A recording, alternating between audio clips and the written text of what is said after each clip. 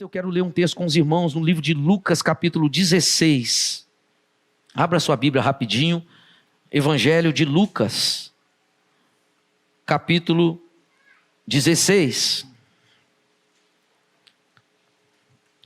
Diga graças a Deus. Aleluia. Lucas 16, verso de número 22. Diz assim, palavra de Deus: o pobre morreu e foi levado pelos anjos para junto de Abraão na festa do céu. O rico também morreu e foi sepultado. Ele sofria muito no mundo dos mortos. Quando olhou, viu lá longe Abraão e Lázaro ao lado dele. Então gritou: Pai Abraão, tenha pena de mim. Manda que Lázaro molhe o dedo na água e venha refrescar a minha língua, porque estou sofrendo muito neste fogo. Mas Abraão respondeu: meu filho, lembre que você recebeu a sua vida todas as coisas boas, porém Lázaro só recebeu o que era mal. E agora ele está feliz aqui enquanto você está aí sofrendo. Além disso, há um grande abismo entre nós, de modo que os que querem atravessar daqui até você não podem, como também os daí não podem passar para cá. O rico disse: neste caso, peço, pai Abraão, que mande Lázaro à casa de meu pai, porque eu tenho 5 irmãos. Deixe que ele vá e os avise, para que assim não venham para este lugar de sofrimento. Mas Abraão respondeu: seus irmãos têm a lei de Moisés e os livros dos profetas para os avisar, que eles os escutem. Só isso não basta, pai Abraão, respondeu o rico. Porém, se alguém ressuscitar e falar com eles, aí eles se arrependerão de seus pecados. Mas Abraão respondeu: se eles não escutam Moisés nem os profetas, não crerão, mesmo que alguém ressuscite. Diga aleluia. Hoje, na hora da ceia, nós abordamos esse tema e eu quero abordá-lo novamente, bem rapidamente. Nós vivemos um tempo como nunca vivemos. Eu acho que o mundo de outrora nunca mais volta.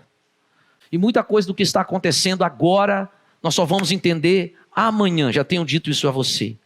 Mas existe algo que precisa brotar, expandir, crescer, irradiar dentro do seu peito, que é a nossa esperança. Nós não somos como aqueles que não sabem para onde estão indo. Nós não somos, a igreja não pode viver nesta terra sem esperança, porque nós temos a bendita e santa palavra de Deus. E ela nos diz, ela nos fala do que está por vir. E uma das coisas que ela fala é da convicção, da certeza de que nós crentes temos em Cristo, de que no dia que morrermos, nós literalmente iremos para um lugar muito melhor do que este. Esse lugar é bom, ninguém quer ir. Quando alguém parte, quem sofre é os que ficam, pela saudade, pela dor de não ver. Mas biblicamente falando, o para onde vamos é infinitamente melhor do que esse lugar. Paulo chega a dizer que não tem palavras para dizer o que Deus preparou para aqueles que o amam. Ele diz assim: eu conheço um homem, se é no corpo ou fora do corpo eu não sei. Por que ele diz é do corpo, fora do corpo eu não sei? Porque quando ele teve a visão, ele viu o homem como se você estivesse me vendo aqui agora, eu mesmo, do mesmo jeito. E ele não sabe se era no espírito, se era no... ele não sabe, mas ele viu a pessoa. E ele disse assim: eu vi, ele foi arrebatado e foi até o céu e viu coisas tremendas e tal. Deus tem reservado para nós coisas tremendas. E nesse texto, Jesus contou essa parábola, que alguns creem que não é parábola, que é um fato realmente. Mas Jesus contou isso aqui para trazer uma realidade espiritual. Ele disse que quando um crente morre, na mesma hora, os anjos vêm para recolher aquele servo de Deus. Quando muitas dessas pessoas, servas de Deus, morreram lá naqueles hospitais, assassinados, ou mortos mesmo pelo Covid, eu não sei. Naquele momento que eles fecharam os olhos para esse plano, aqueles que nós vimos aí, pessoas que foram enroladas em saco preto, ainda vivos. Tem muitas dessas histórias rolando por aí. E vivos, mas não importa, no momento que ele fechou os olhos, do lado deles, é igualzinho está escrito aqui nesse texto, havia ali seres celestiais, esperando e dizendo: vamos porque o Senhor te aguarda, aleluia. Eu já ouvi testemunho de muita gente que morreu e ressuscitou. Muita gente que foi arrebatado. E todos eles diziam: Senhor, não deixa eu voltar, eu não quero voltar. Ele dizia: não, seu tempo aqui não terminou, você tem que voltar. De forma que o que Deus tem reservado para nós é glorioso. Jesus estava lá na cruz do Calvário, Lucas registra isso, morrendo nos últimos instantes. À direita havia um ladrão, à esquerda outra. E o da direita disse: Senhor, lembra-te de mim quando estiveres no paraíso. Jesus olha para aquele homem e o que Jesus disse para ele? Hoje mesmo, quando você fechar os olhos aqui, hoje mesmo estarás comigo no paraíso. Aleluia. De forma, irmãos, que a nossa vida aqui é boa, é maravilhosa, tem luta, mas, irmãos, o que nos aguarda amanhã, no porvir, é muito maior. A Bíblia diz que Deus não é Deus de morto, mas é Deus de vivos, diz isso aqui em João. Deus não é Deus de morto. Ele diz assim: quem crê em mim, ainda que morra, viverá. Lucas, ele disse, Lucas 20, 38, coloque aí. Ele diz: eu não sou Deus de morto, eu sou Deus de vivo. Ele diz, quando Jesus estava na transfiguração, lá na transfiguração, ele levou com ele Pedro, Tiago e João, subiram ao monte. Jesus deixou eles assim, se afastou um pouco. Jesus começou a orar. De repente, quando eles olharam para Jesus, Jesus estava envolvido numa grande nuvem, luz branca. Ele refletia, e os apóstolos, 3 apóstolos olharam aquela cena, transfiguração, aquele momento ali, a palavra transfiguração significa mudança de forma. Ele estava diferente, suas roupas brilhavam, radiavam, e eles viram, mas eles não viram só Jesus. Havia 2 homens do lado dele, havia Moisés e havia Elias. Moisés representando a lei, o Pentateuco, e Elias representando os profetas. Eles viram os 3, e aliás, Moisés e Elias viveram milhares de anos antes de Pedro, Tiago e João, mas quando eles viram os 2, eles reconheceram na mesma hora. Na mesma hora. Por quê? Porque lá no céu, irmão, nós vamos nos reconhecer, nós vamos lembrar da jornada que tivemos aqui. Os sentimentos, muitos serão diferentes, mas haverá um compartilhar das lutas, do que vencemos, das intervenções de Deus, do que passamos, e nós vamos olhar um para o outro e dizer verdadeiramente: nós somos mais que vencedores, porque passamos todas as provações e chegamos até esse lugar. E estamos aqui para toda a eternidade com Cristo. Eles olham Pedro, Tiago e João, e Pedro, Tiago e João olham Jesus transfigurado e reconhecem. Quando Deus aparece na sarça ardente, lá em Êxodo capítulo de número 3, versículo de 1 a 4, Moisés vê a sarça pegando fogo, e ele fala: eu vou lá ver o que é aquilo, porque há fogo, mas a sarça não se queima.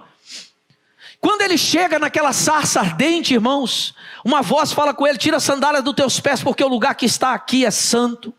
E Moisés tira a sarça ardente, e ele fala: quem é o Senhor? Ele diz: eu sou o Deus de Abraão, eu sou o Deus de Isaque, e eu sou o Deus de Jacó. Ele estava dizendo, sabe o que?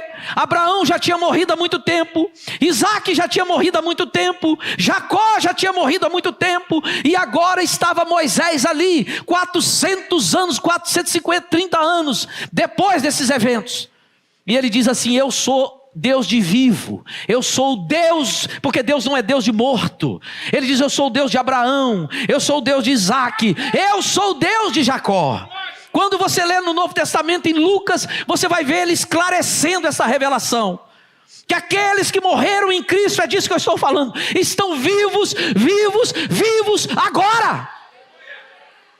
Eles não têm o poder de interceder por você, eles não têm o poder de olhar por sua vida, não, eles não têm o poder. Nesse texto que lemos, o rico quis interceder, ele quis se arrepender, mas já era tarde demais.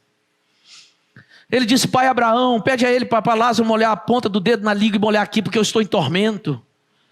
E o pai Abraão disse: agora já era, filho. Morreu, acabou. Enquanto a vida, nós podemos escolher o nosso destino eterno. Aceite você ou não. Eu só vou falar e o Espírito Santo vai trabalhar na sua vida e vai te mostrar o que eu estou falando. faça isso, manda evangelizar os meus irmãos. Ele disse, não adianta evangelizar, Lázaro não pode passar para lá e quem está aí não passa para cá. Esse negócio de reencarnação não existe. Esse negócio que o espírito vem da pessoa, do familiar, e vem falar com você também não existe. Quem está aí não passa para cá, quem está aí aqui não passa para aí. Mas aquela pessoa veio numa sessão espírita e falou com a voz do meu pai, falou mesmo. E falou coisas que sabe, falou mesmo. Mas seu pai não era.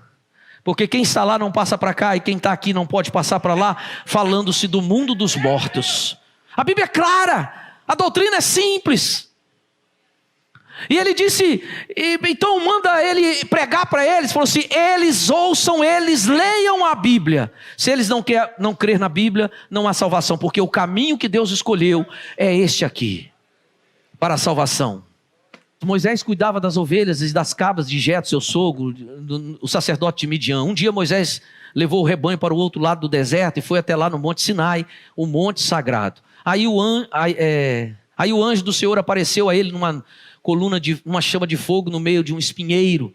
Moisés viu o espinheiro, estava em fogo, porém não se queimava. Então pensou, que coisa esquisita. Por que será que o espinheiro não se queima? Vou chegar mais perto para ver.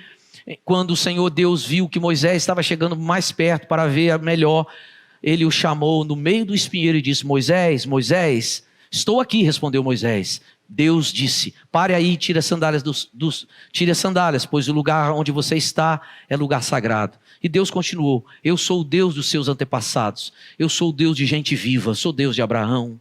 Porque se Abraão tivesse morto, ele não diria que eu sou o Deus de Abraão. Ele disse, eu sou o Deus de Abraão, eu sou o Deus de Isaac, eu sou o Deus de Jacó. Aí Moisés cobriu o rosto porque ficou com medo de olhar para Deus. Essa é a história, Deus é Deus de gente viva. Nós temos que ter essa esperança no nosso coração. Nós estamos selados, marcados com o Espírito Santo de Deus. Há um penhor na nossa vida, a palavra de Deus diz isso. Eu me lembro de outro texto que Davi chorava um filho que ele teve. O filho estava doente e Davi não quis comer, Davi não quis beber água, Davi não tomou banho, Davi não penteou o cabelo. Eles queriam consolar, ele não queria ser consolado, ele só chorava, pranteava. E aí ele estava no canto e o menino doente, daqui a pouco o menino morre e eles vêm falar com Davi. Quando eles chegam, eles dizem, o menino morreu. Diz que ele se levanta na mesma hora e vai para casa, toma banho, ora a Deus primeiro, antes de tudo, depois toma banho. 2 Samuel capítulo 12, versículo 21. Ele toma banho, e aí todo mundo fica intrigado, fala, poxa, agora que o menino morreu, você está alegre? Ele falou, não, alegre não é alegre que eu estou, mas não adianta mais eu ficar orando. Acha esse texto, 2 Samuel 21. 2 Samuel 21, não? 12, 2 Samuel 12, versículo 21. Ele disse, não adianta mais orar, ele morreu. Enquanto a vida dá para se orar, mas depois que morre, acabou. Aí Davi libera uma palavra e fala assim, tem mais, aonde ele está, ele nunca mais pode vir para cá. Eu orei enquanto ele tinha vida, porque se Deus poderia ter misericórdia de mim e dar vida a ele. Mas agora ele morreu, então ele não vem para cá. Mas um dia eu vou para lá. Um dia eu vou me encontrar com ele. Um dia eu vou estar com ele.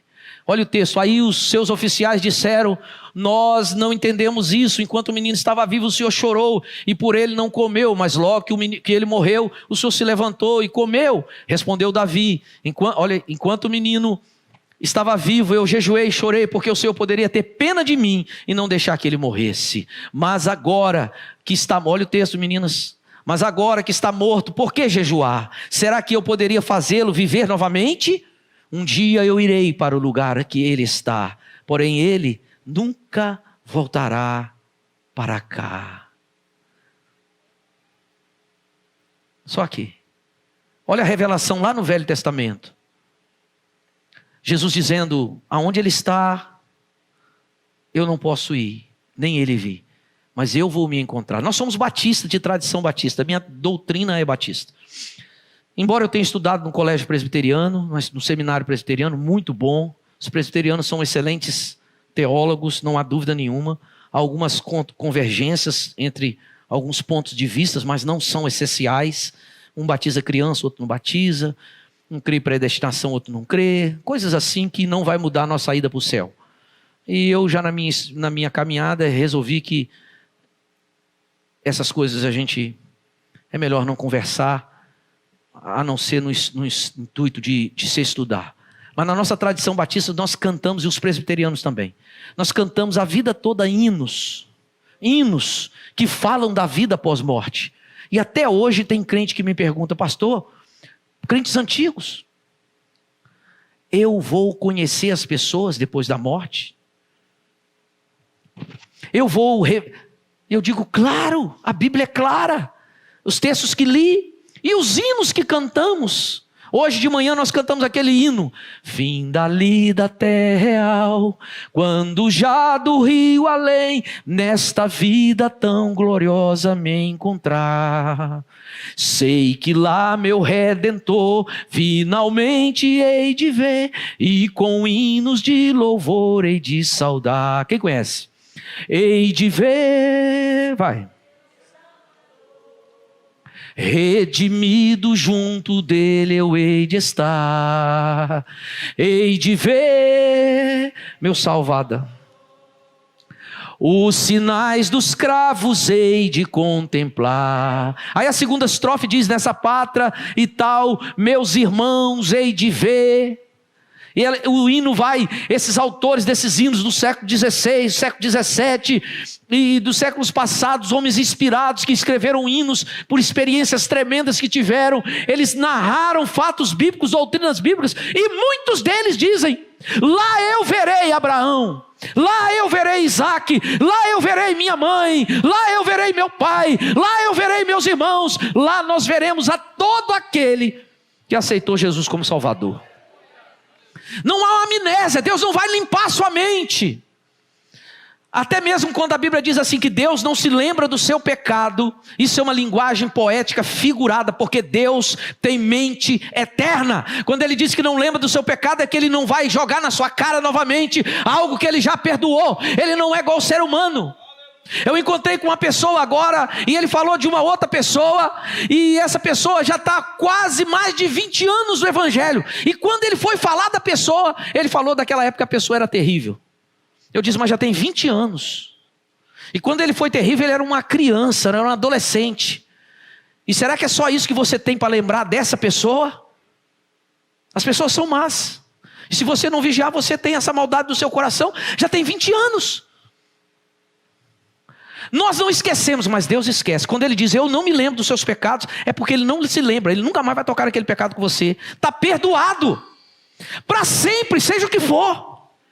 Quem pode dizer amém? Quando Jesus subiu aos céus, encerrando, quando Jesus subiu aos céus, ele disse: eu vou deixar algo valioso com vocês. Eu tenho algo muito valioso, eu vou voltar para buscar, porque eu vou penhorar. Ele vai o quê? Eu vou penhorar. É com você. Eu nunca penhorei nada. Alguém já penhorou aqui? Não precisa levantar a mão. Alguém talvez uma vez levantou a mão aí. Penhorar. Uma vez eu penhorei meu documento. Eu fiz um compromisso. Falei: não, vou deixar minha identidade aqui. Eu volto para buscar meu documento. Pode estar certo que eu vou voltar. Não sei, uma situação que aconteceu. Era menino. Mas o Senhor Jesus fez isso conosco. Ele disse assim: gente, eu vou voltar. Quem pode dizer amém? Jesus está dizendo: gente, eu vou voltar. E aí antes dele ir, ele falou assim: vocês fiquem atentos aos sinais. Olhem os sinais. Quais sinais? Estão escritos aqui. Fiquem atentos aos sinais. Vocês verão os sinais da minha volta. Tem um texto profético, não sei se é Isaías ou Jeremias, que ele diz assim: pode uma nação nascer em um só dia? Pode um povo, um filho ser gerado em um só dia e se tornar uma nação grande, forte, robusto? Pode sim. Isso já aconteceu em 1948. Israel foi gerado em um só dia e nasceu como nação. Tem um outro texto que diz assim: eu via meus filhos voando sobre as costas dos filisteus, nas asas das pombas. Hoje o aeroporto de Israel principal é em Tel Aviv. Ben Gurion, o nome do aeroporto? Ben Gurion, exatamente onde era a região dos filisteus, onde pousam aviões repatriados, pessoas repatriadas do mundo todo para Israel. Olha os sinais. Ele diz: está vendo esse mar aqui de sal, que tem 33% de sal a mais do que todos os mares do mundo? Estou vendo. Um dia esse mar se tornará água doce e saudável. E as pessoas ficam perguntando: como? Há poucos anos atrás, começou a surgir nas voltas do Mar Morto, em Israel, buracos com água doce e potável. E dentro desses buracos de água doce e potável tem planta. E dentro desses buracos de água doce e potável tem peixe. Mas ao lado, alguns irmãos aqui, Regina, Jorge, o pastor Claudeci, vários irmãos aqui que foram, e nós fomos lá, boiamos no Mar Morto. No Mar Morto você boia, ninguém afunda. É uma experiência única, é o único lugar do mundo, é o lugar mais baixo da terra. É mais de 400 metros abaixo do nível do mar, é maravilhoso.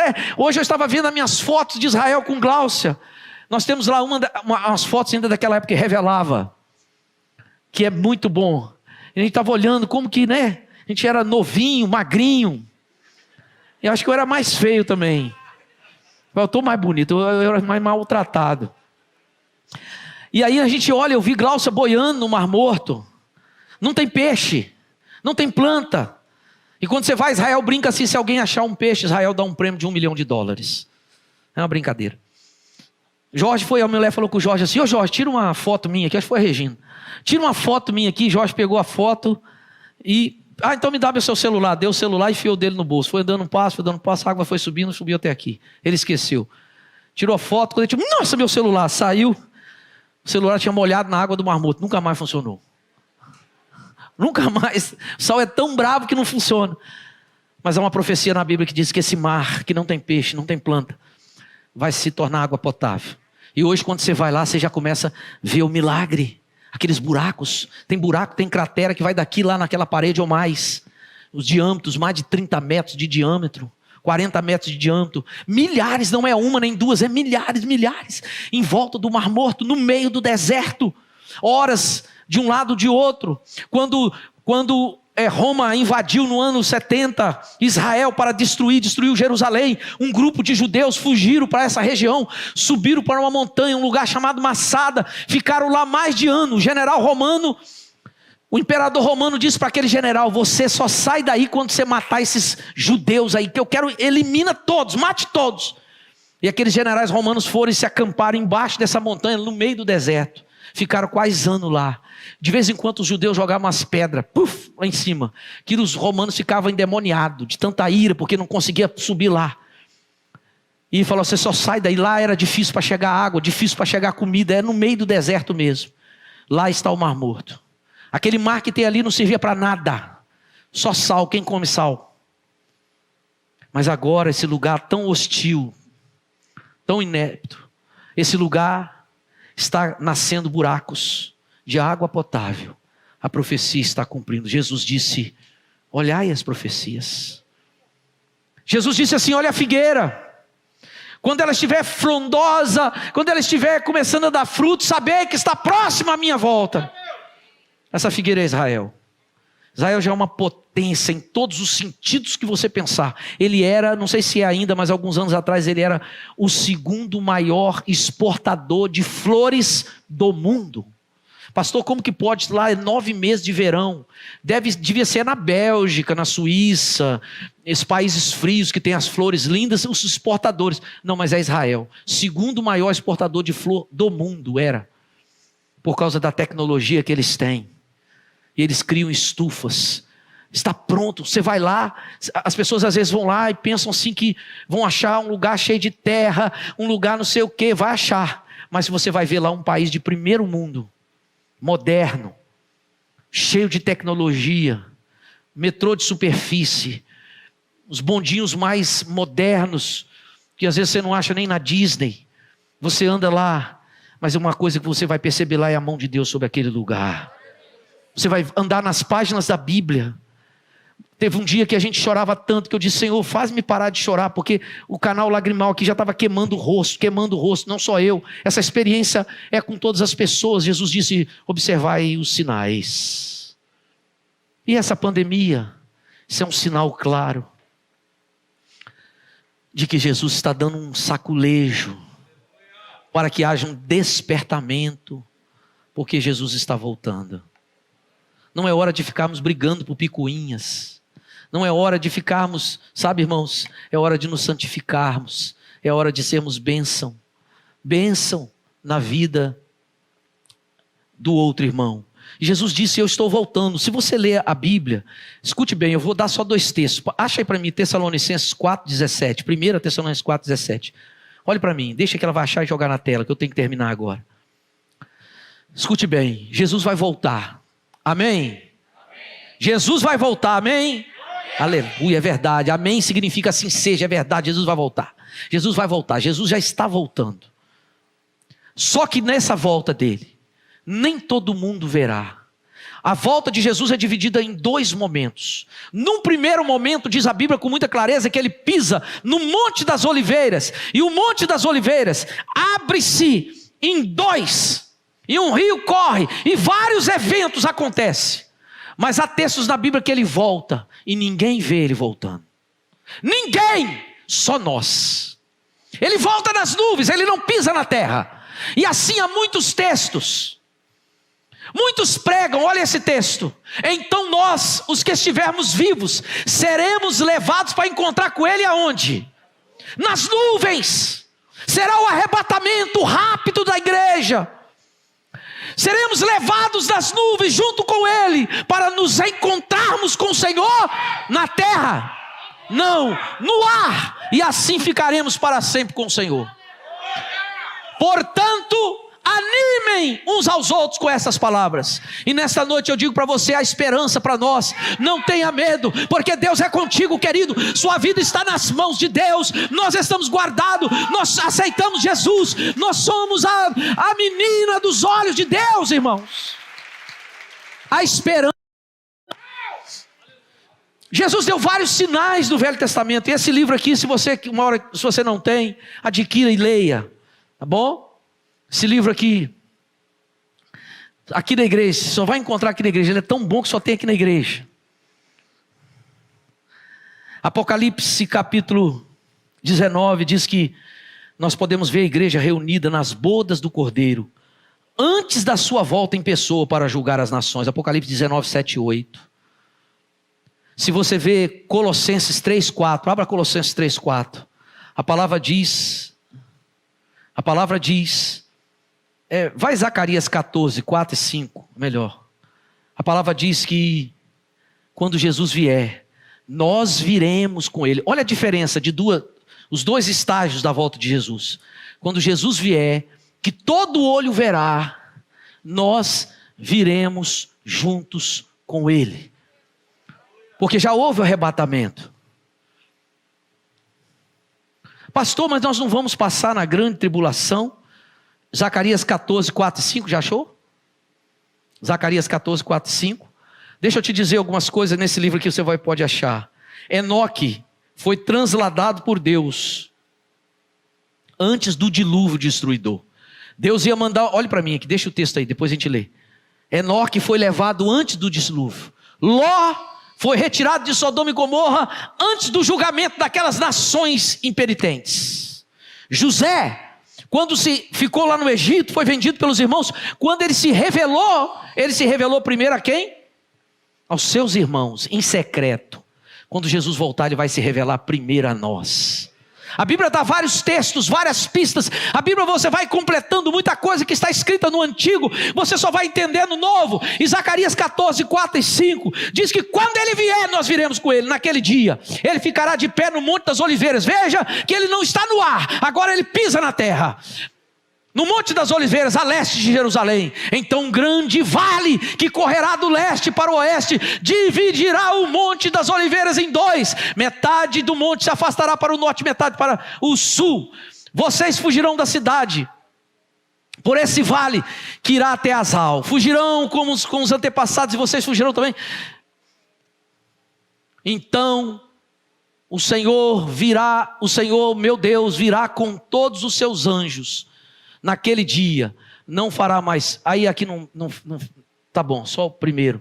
Essa versão está diferente. Mas Zacarias capítulo 14, versículo 4 e 5 diz que quando ele vier, nós viremos com ele. Vários outros textos, Mateus 24, 27 diz assim: como relâmpago sai do oriente e se mostra no ocidente, assim será a vinda do Filho do Homem. Todo mundo verá, do oriente ao ocidente, todo mundo verá o Senhor. De forma, irmãos, que a volta de Jesus está sempre na Bíblia com muita clareza, baseada em dois momentos diferentes. Mas eu estou falando sobre a morte. Eu estou falando que quando uma pessoa em Cristo morre, no mesmo momento ela é levada para o paraíso. Jesus disse para o ladrão: hoje mesmo estará comigo. Você precisa ter essa certeza no seu coração. E como ter essa certeza no seu coração? Através dos textos da palavra. Mesmo que você não sinta, você precisa crer nos textos dessas palavras. Há muitas doutrinas aí. E eu ouvi uma música essa semana, alguém me mandou no WhatsApp uma música, é do Raul Seixas. E eu não sei se aquela música é a letra original, não é não, né? Você que falou isso, é por isso que eu olhei para você. Mas eu tenho visto, e tem um livro também, esqueci o autor, talvez você possa me ajudar.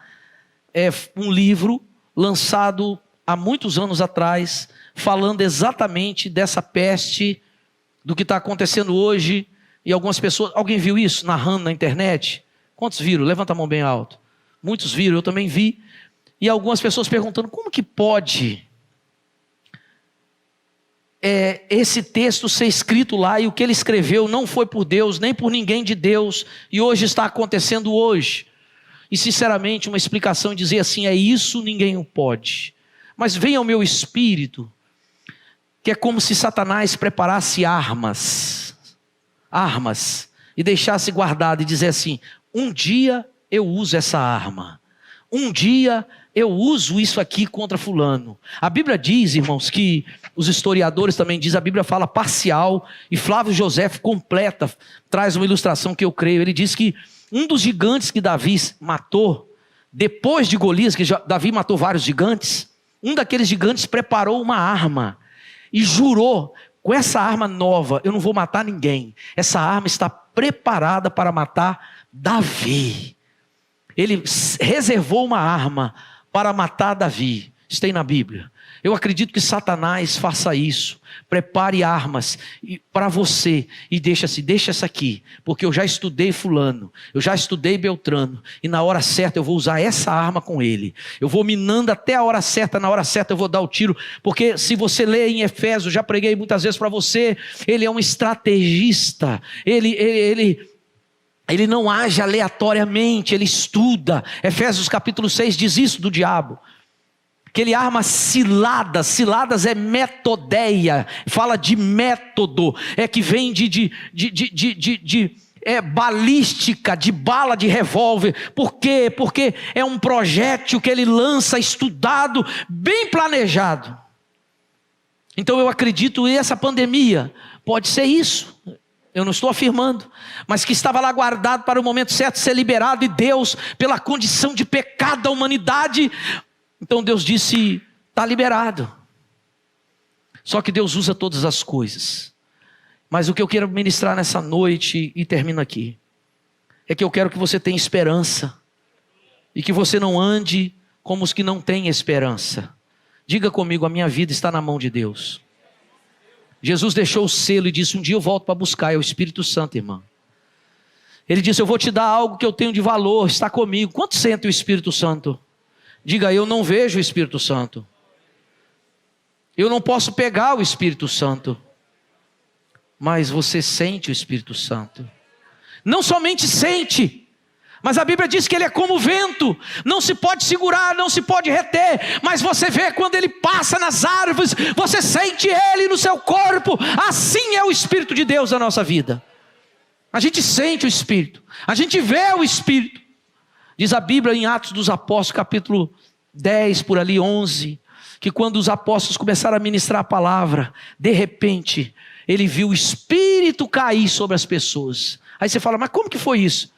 Ele falou assim: foi igual quando caiu sobre nós. Eles começaram a falar línguas estranhas, eles começaram a glorificar o Deus. E aí eu imagino que os mesmos sinais, eles começaram a parecer que estavam embriagados, e houve um grande mover. Então, irmãos, o Espírito Santo é real, ele é uma pessoa. Eu falo com ele, você fala com ele, ele está presente aqui. E ele disse: aonde estiver 2 ou 3, eu estou no meio de vós. Querido, que adianta ganhar o mundo todo e perder a sua alma? Esses dias eu colei essa plaquinha lá na minha casa. Que adianta ganhar o mundo inteiro e perder a sua alma?